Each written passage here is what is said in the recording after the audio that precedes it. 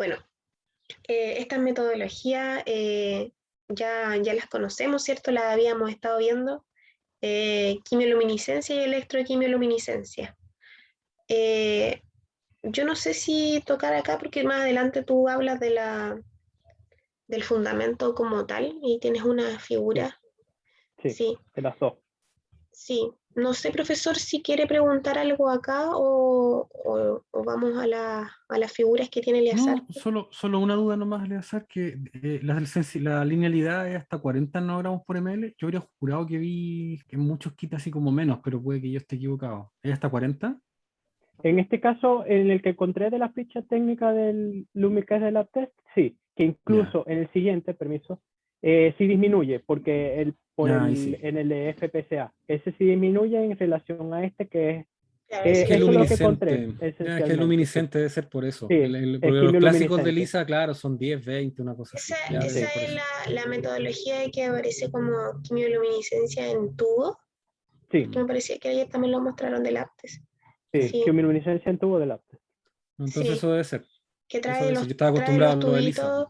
trae los Claro. tubitos que se ocupan y se ocupan volúmenes de muestra más grandes, creo que 50 Sí. microlitros de muestra en Entonces permite también comparación. más unión del analito a la fase, también en estos tubos específicos para la estreptavidina y el complejo sistema de Sí, estreptavidina, biotina y todo eso. pero ojo que también utilizar volúmenes de muestra grande también es una desventaja.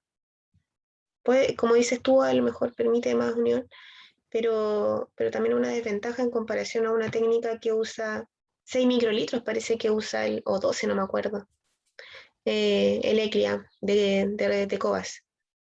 Sí, es que Sí. incluso el ECLIA por eso es mucho más sensible, porque es más específico, o sea, detecta casi 100 veces más el anilito menos que este, pues. O sea, es mucho la diferencia entre el límite inferior de detección entre un Sí, sistema y el otro. sí, ahí a veces surge el término de PSA ultrasensible, que va a ser aquellas técnicas que tengan una sensibilidad mucho mejor, que se utiliza, no sé si lo habías escuchado tú, el PSA ultrasensible, ¿para qué se usa?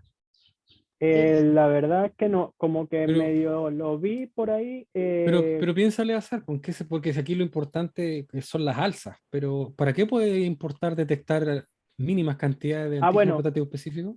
eso sí lo mencioné, es para, en este caso, que el ultrasensible es que se puede estar dando en caso de individuos que presentan resección de la próstata, Ajá, pueden estar, por ejemplo, células cancerígenas que hayan ha hecho metástasis.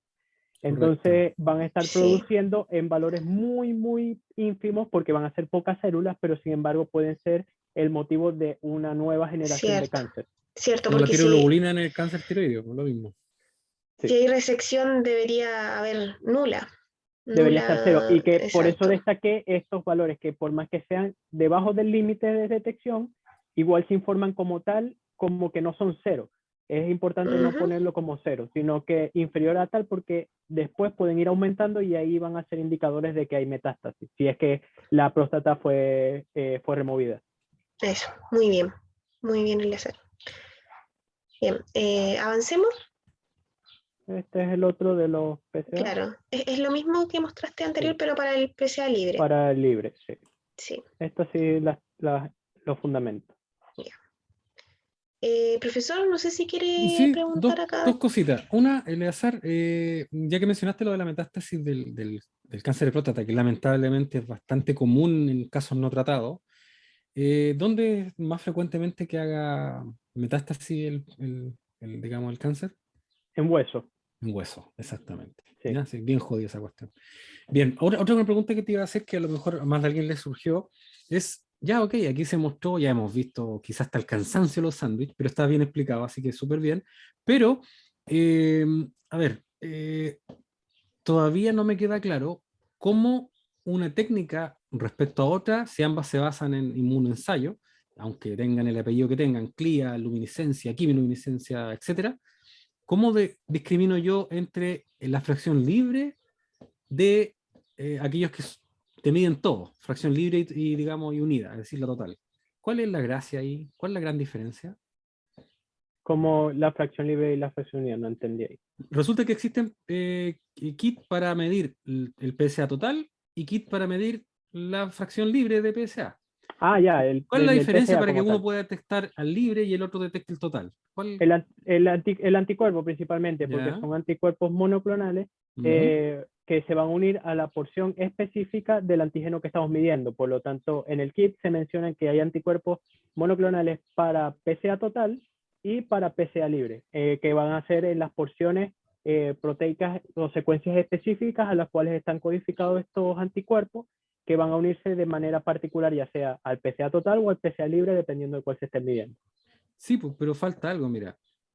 Ambos son el mismo antígeno, no deja de ser. Solamente que uno va a estar unido a un inhibidor de proteasa y el otro no. Entonces, ¿cómo los discrimino? Ahí sí no sé si no estoy entendiendo, no sabría decirle la verdad. Es que estás muy cerca, po. De hecho, me extraña que no haya hecho el clic si estáis súper cerca. Tú Sí, dijiste es que son que anticuerpos monoclonales. Entonces, ¿cuál sí. crees tú que va a ser la diferencia? ¿Van a ser los mismos anticuerpos en el PSA total que en el kit del PSA libre? No son los mismos. ¿Ya? ¿En qué Son se diferencian? anticuerpos si son bueno, unos que son monoclonales y otros son policlonales también. ¿Ya? Pero se diferencian más que todo en la secuencia con la cual o sea, la porción específica del antígeno en la cual se unen. Ya, el epítope. Claro, El mira, va por epítope. ahí. Lo que falta explicar es lo siguiente, que la inhibición de este PCA libre no ocurre así como al azar, que se une a cualquier parte, se une al sitio activo de la enzima, de la proteasa, y la inhibe. La antitripsina, la alfa-antitripsina, la alfa-antiquimiotripsina, etc. Por lo tanto, hay Ya. partes del antígeno prostático que aun cuando estén unidas a proteínas van a quedar expuestos. Y justamente ahí tú vas a dirigir, a esos epítopes vas a dirigir los anticuerpos para medir el PSA total. En cambio, para medir el PSA libre, tú vas a generar anticuerpos monoclonales dirigidos contra los epítopos que quedan tapados cuando está unido a proteínas, el PSA. De tal manera que solo te van a detectar aquel que esté libre. ¿Te fijas? Claro, sí. Ahí sí, ya hice el clic ya. Sí, Ok, me faltó perfecto. eso. Recordar que al final son enzimas, es que yo lo estoy viendo como moléculas, entonces son No, enzimas que claro, tienen sitios activos. claro. ¿Ok? Ahí lo importante es, claro, es que una técnica te va a detectar el epítopo que, aun cuando esté unido a proteína, va a estar, digamos, disponible. Por lo tanto, te va a detectar todo el PSA. Mientras que en la otra son anticuerpos dirigidos contra epítopes que solamente están expuestos y, por lo tanto, digamos, disponibles para unirse al anticuerpo en el PSA libre. Y en los PSA unidos a proteínas, digamos, inhibidoras, no va a estar disponible porque va a estar tapado. ¿Te fijas? Entonces, esa es como Claro. la gracia, la diferencia. No sé si existirán otras, digamos, estrategias, pero esta es como diría yo quizás la esencial, la básica. ¿Ya? Y por eso yo resalto lo que tú dijiste, que la gracia está en los anticuerpos monoclonales, justamente. Porque si fueran policlonales, ahí le ponemos cualquier epítope. ¿Ya? Sí, Eso. claro. Eso, profesora, en esta parte. Porque lo demás, insisto, por lo menos yo ya Sí, lo han explicado tantas ya lo veces hemos que visto. vamos a aburrir a los Sí, compañeros. Sí, sí, era importante tocar ese tema, como cuál era la diferencia, porque Eleazar mostró que era la misma técnica, pero en una parte tendría que estar la especificidad para cada uno de ellos. Así que muy bien. Sí. Ya. Avancemos, Eleazar, por favor. Este es el de Bueno, electroquimioluminiscencia. sí, esto también lo vimos. Eh, También mostraste ECLEA para el PCA libre y PCA total. Así que Sí. básicamente la diferencia debe ser la misma en cuanto a la especificidad por los epítopes. Sí, avancemos. Yo quería ver Ya. el tema de la fosfatasa ácida. Pasar. Sí. Eh, bueno, yo encontré que igual de cierta forma está bien la importancia y la relevancia que le diste al PSA porque es uno de los marcadores que más se utiliza para cáncer de próstata, pero tu tema era marcadores de cáncer de próstata y me pareció bien que hablaras de los otros, pero creo que a algunos les faltó darle un poquito más de importancia, sobre todo a la fosfatasa ácida que también se mide bastante. Quizá ya no tanto como antes porque es previa al PSA, pero igual se miden en conjunto porque lo que hace precisamente sirve para medir otra cosa, o sea, no es solo un marcador de cáncer prostático y ahí tú lo tienes eh, destacado. ¿Para qué nos va a servir la medición de fosfatasa ácida? ¿Qué nos indica? Bueno, principalmente lo que se usa la fosfatasa ácida, más que como marcador de cáncer, es marcador también metastásico, Eso. porque va a estar aumentado también, por ejemplo, en el desarrollo de la metástasis ósea, como se menciona aquí en la imagen, en el caso de la porción de la tratato resistente y que también se relaciona con el cálculo para la fosfatasa ácida prostática como tal. Entonces, por eso lo mencioné también aparte, porque también lo discutí con el profesor Moore, y como que más que ser no es un marcador que eso, que ya estaba en desuso y que principalmente es más implicado hacia no tanto el diagnóstico, sino el screening y el seguimiento El seguimiento, del cáncer. eso. No es parte del diagnóstico, es parte del seguimiento, como dices tú. Igual se utiliza, quizás Sí, no tanto claro. como antes, pero se utiliza.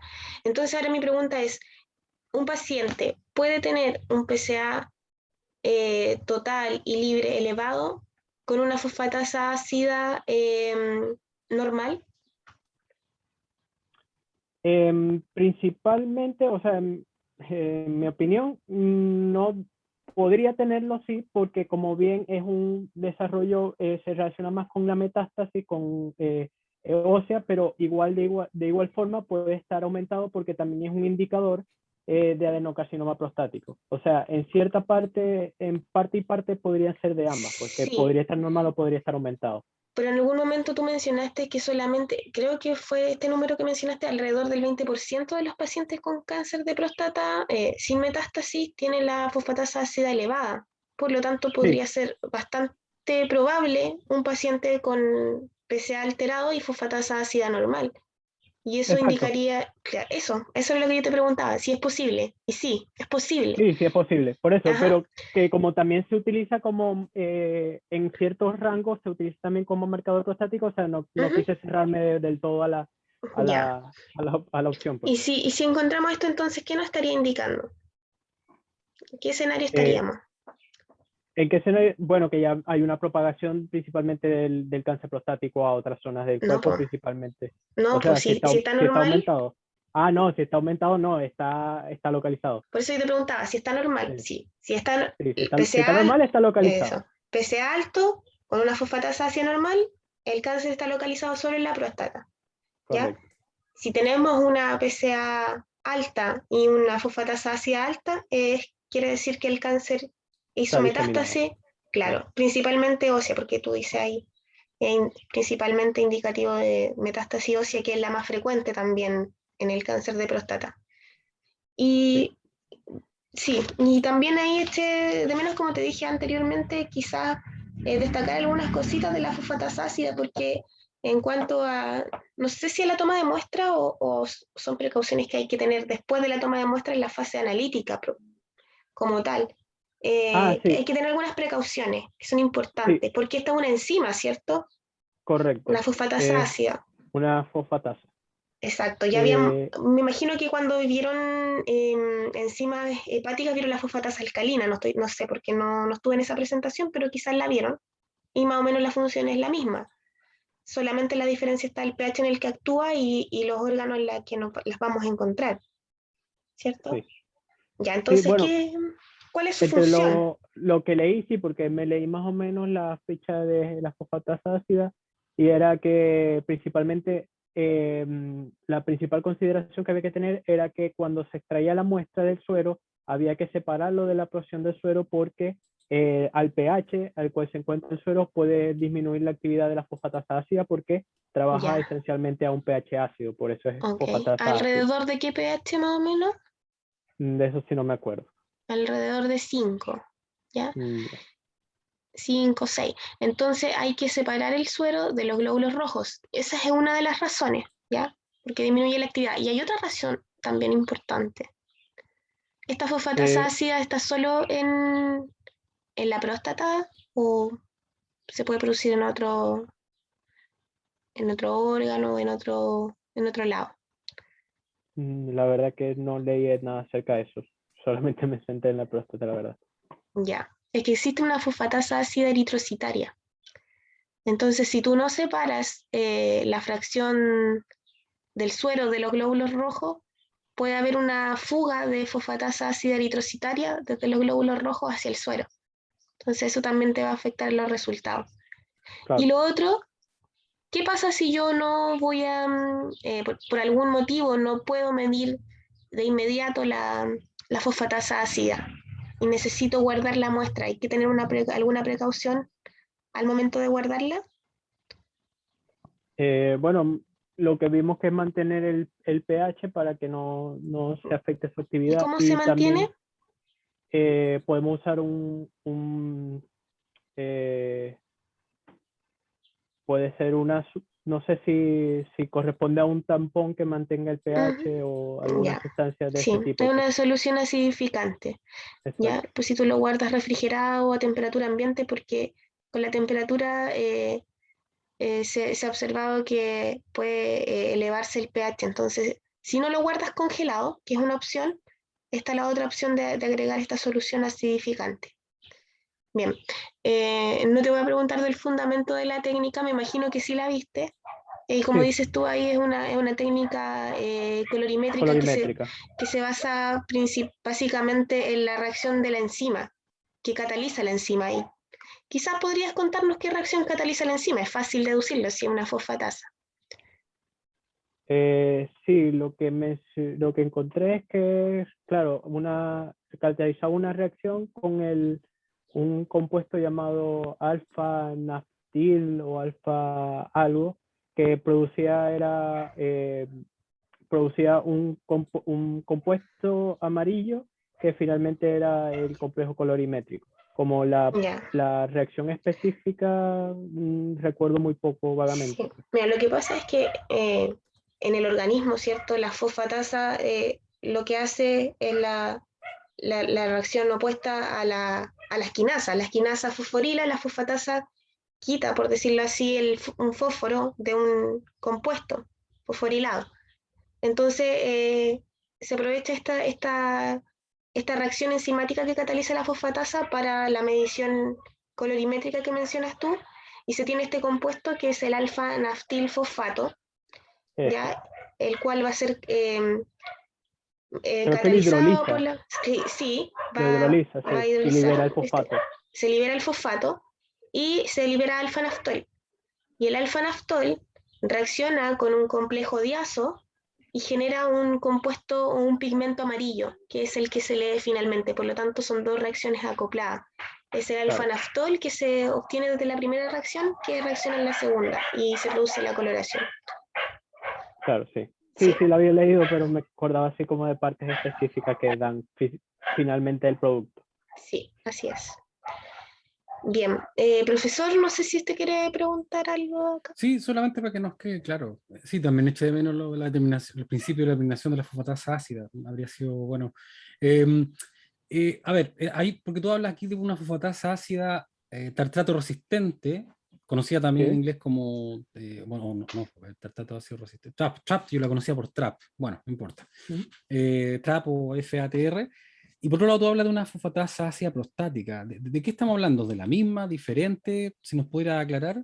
no, son dos porciones diferentes, ¿Ya? porque la fosfatasa ácida tartrato resistente Ujú, es una porción de la fosfatasa ácida total que no se ve ujú. inhibida ante la adición del tartrato, que es un Ya, compuesto.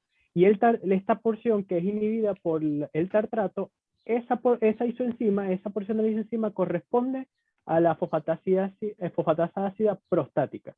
ya, ya. Y esta fosfatasa ácida tartrato resistente, tú dices que es importante ahí en el desarrollo de metástasis ósea, por lo que infiero que se expresa principalmente en hueso, ¿no? Sí, en los osteoclastos que ya está mencionado.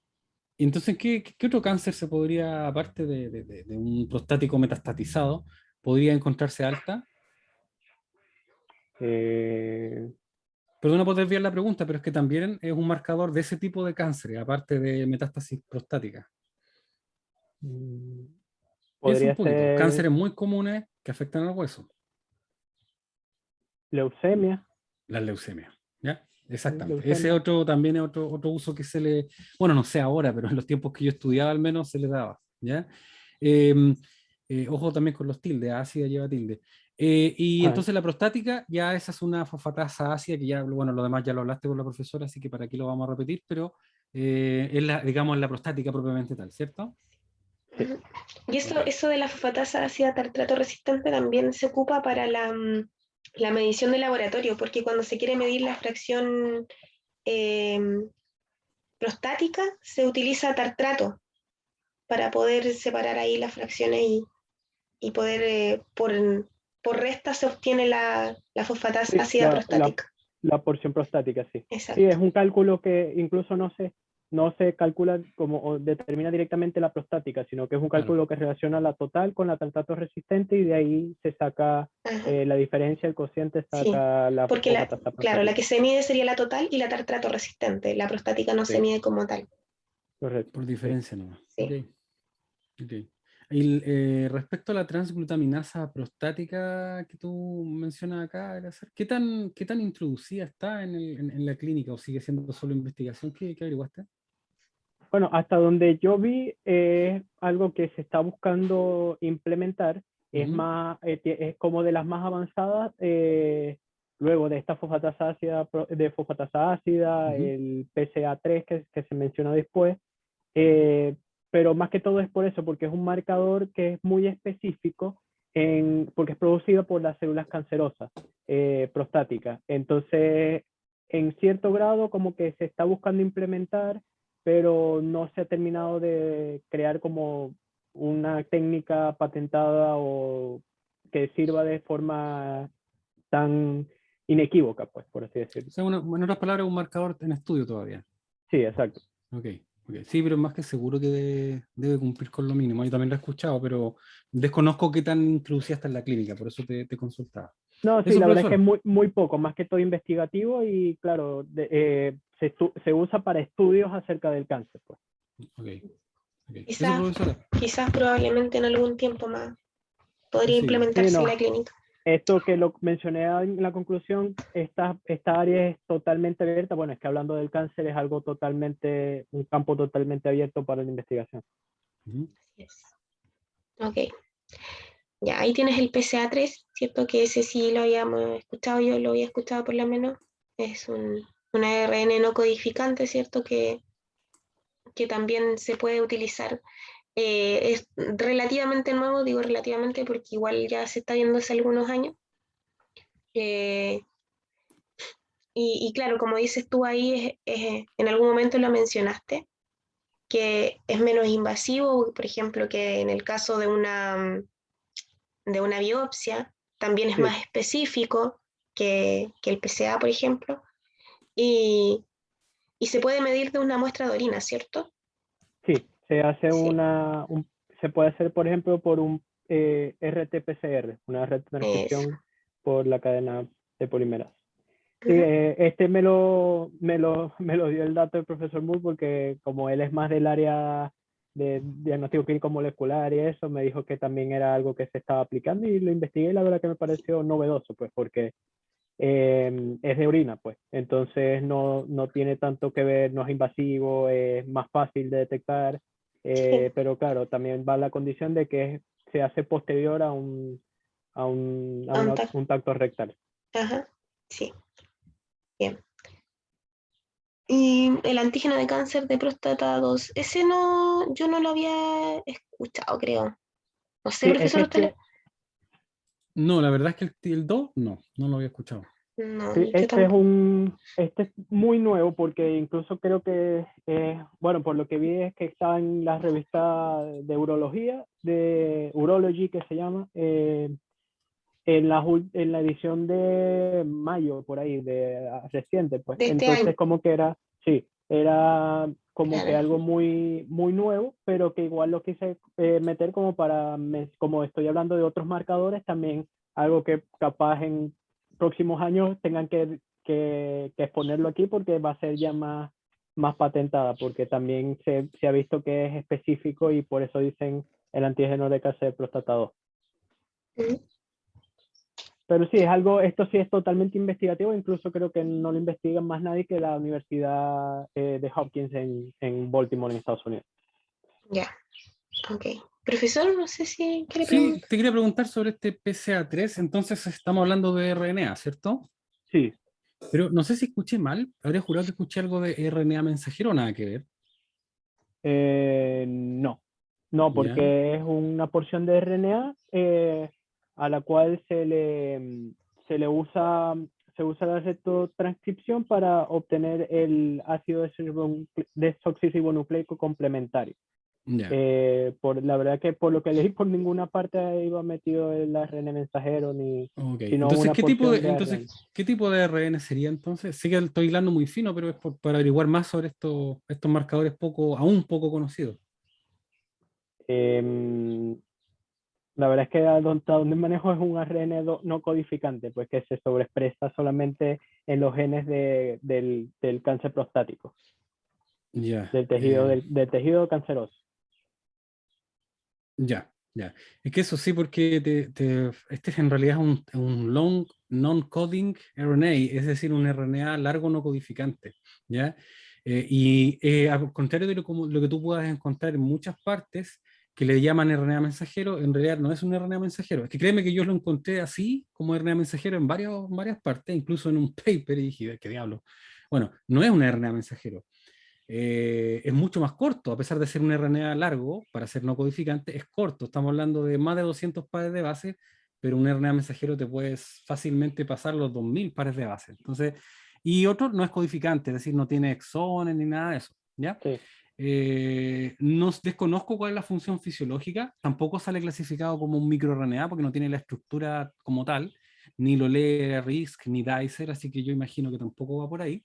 Tampoco se clasifica como de transferencia o ribosómico, por lo tanto, solo queda pensar que es un RNA, digamos, no codificante, que al igual que esos otros RNAs que mencioné, debe tener alguna estructura secundaria y terciaria quizás, y hace algún efecto sobre alguna proteína, factor de transcripción, lo desconozco, ¿ya? sí, Pero solamente, sí, sí, dale nomás. como es específico del cáncer, debe ser también, puede ser que se genere como una mutación general o específica del cáncer de próstata que por eso se expresa y por eso puede ser detectado. También lo veo desde ese punto, pero claro, no es codificante, no tiene exones, Ujú. la verdad no entra como un ARN mensajero, entonces es muy difícil ver la función específica. Claro, quizás su transcripción dependa de proteínas que aumentan su actividad durante la proliferación y por eso lo tenemos, digamos, sobretranscrito, ¿ya? Pero eso, solamente para no confundirlo con RNA mensajero, que como te digo, lo vi en algunas partes así, pero en inglés incluso y todo, pero no, es un RNA no codificante largo, ¿ya? Pero bien, Okay. bien, sí, algo, claramente va a ser RNA, su vida, digamos, fuera del cuerpo no es muy alta, claro, lo que hace que la sensibilidad probablemente no sea muy buena, pero si lo logra detectar, probablemente sea bastante específico. Ujú. Sí, tiene buena Sí, especificidad. sí, Ok, eso sí. ok. Sigamos entonces. Bien. Ya. Aquí, cierto, para complementar, si bien tú mencionaste que no era un área que nos compete a nosotros, pero es importante que también la conozcamos, quizás no tan a fondo, pero que conozcamos también que es un complemento de la información que entrega el laboratorio. Eh, También mencionaste acá algunos factores que pueden afectar los niveles del antígeno prostático específico, que ya había mencionado algo anteriormente, que se podían ver afectados por otras razones, además del cáncer. Eh, Sí. sí. ¿Cuáles eran estas razones, entonces, Eleazar? Bueno, principalmente las que se observan ahí, que por ejemplo Ajá. la próstata agrandada, que es lo que afecta principalmente a las personas de edad avanzada, pasa mucho Ujú. en las personas de tercera edad sobre los 70 años, en donde por la hiperplasia prostática benigna, Eso. que es un agrandamiento no canceroso, sino que es un proceso fisiológico que desarrollan las personas de edad avanzada y por lo tanto genera aumento de el tamaño, aumento, o sea, estimulación de las células de la próstata y por lo tanto también mayor producción de PSA. Bueno, esto va también relacionado con la edad, la prostatitis, que es un caso de una infección o inflamación también de la glándula prostática, que por lo tanto van a estar afectando las células y las células van a estar en expresión, sobre trabajo y van a expresar también PSA. Y lo que era curioso para mí también, que en procesos como la eyaculación, incluso en el montar bicicleta, también como hay como una estimulación de la próstata, se está, ya sea bien por tacto o por actividad, se estimula la próstata también y también aumentan los niveles de PSA. Sí, Y medicamentos y procedimientos urológicos que ya por razones más fisiológicas, pues. sí, de hecho el tacto prostático, por eso si se solicita el tacto y en conjunto con el PSA, siempre se recomienda primero tomar el PSA y luego el tacto rectal, Correcto, sí, porque eso es si no va a algo salir importante. alterado. Sí, y otra cosa que yo también había visto que alteraba los valores de PSA y que los elevaba, eran las relaciones sexuales. Claro, Ujú, también porque dentro de, ya también, bueno, aquí relacionándolo más, no leí nada como particular, pero por deducción, es que también ante las relaciones sexuales se liberan hormonas, por ejemplo la testosterona, por la producción de los espermatozoides a nivel de las células de Leydig. Entonces todo esto va también a estimular a la próstata, que también, como ya vimos, es una proteasa que forma parte del esperma masculino. Entonces durante la relación sexual se va a ver estimulada y por ujú. lo tanto también los niveles de PSA van a estar aumentados porque se Sí, están buscando producir semen. de hecho se recomienda abstinencia sexual de 24 a 48 horas para la toma de muestra.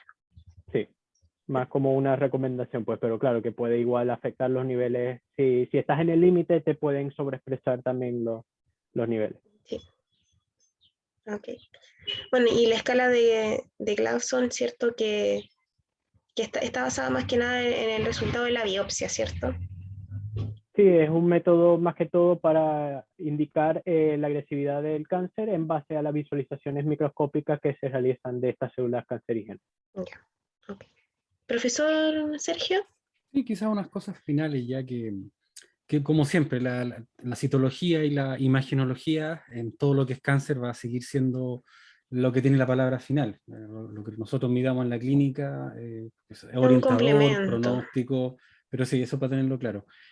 Aunque lo del antígeno prostático específico, total y libre, no tenemos mucho de qué quejarnos en este caso para hacer un cáncer, ¿ya? Son bastante útiles y decidores, aunque como tal como lo mostró Eleazar en un cierto porcentaje, no, pero lo suficiente como para que se utilice como screening y también como pronóstico, ¿ya?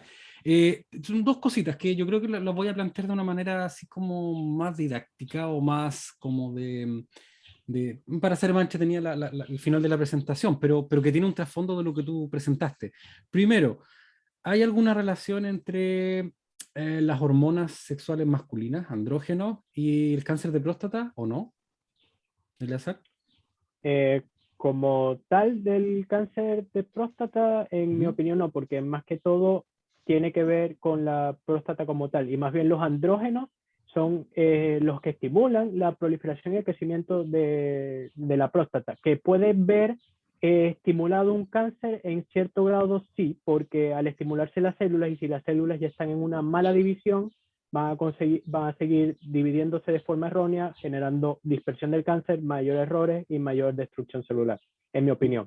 No Entonces no sé te si estoy entendí bien. mucho. Es como si me dijeras no, pero sí, porque me dijiste que no, No, no, no, sí. pero hablaste de la Los importancia segundos de sí. claro, hablaste de la importancia de los Sí, los andrógenos segundos sobre sí. el desarrollo de la próstata y que pueden aumentar el riesgo, entonces yo diría que sí, pues. En el desarrollo del cáncer sí, pero como Ya. del origen del cáncer, no. Ya. Bueno, lo que dicen los estudios es que efectivamente los andrógenos, ya sea a través de medicamentos, simplemente por tu condición natural, aumenta el riesgo de la aparición de cáncer de próstata y más encima, cuando este aparece, aumenta el riesgo de que sea agresivo. De hecho, no sé si había escuchado hablar, no estoy hablando de chamullo, estos son estudios serios, de que hombres con calvicie en la coronilla y calvicie frontal, desde los 40 a 45 años, hasta 1,4, 1,5 veces más propenso a cáncer de próstata agresivo. ¿Lo había escuchado? No, eso sí que no lo había escuchado. Pero es cierto. Y en base a lo que tú... La eh, calvicie estimula más o se sea, relaciona con el cáncer. no, ojo, no, ojo, mira, qué bueno que tocaste ese tema. No es que, Sí. no es que la calvicie estimule el cáncer de próstata, no. La calvicie es una manifestación, a menos que sea autoinmune, puede ser una excepción, pero normalmente la calvicie masculina se asocia con andrógeno, ¿ya?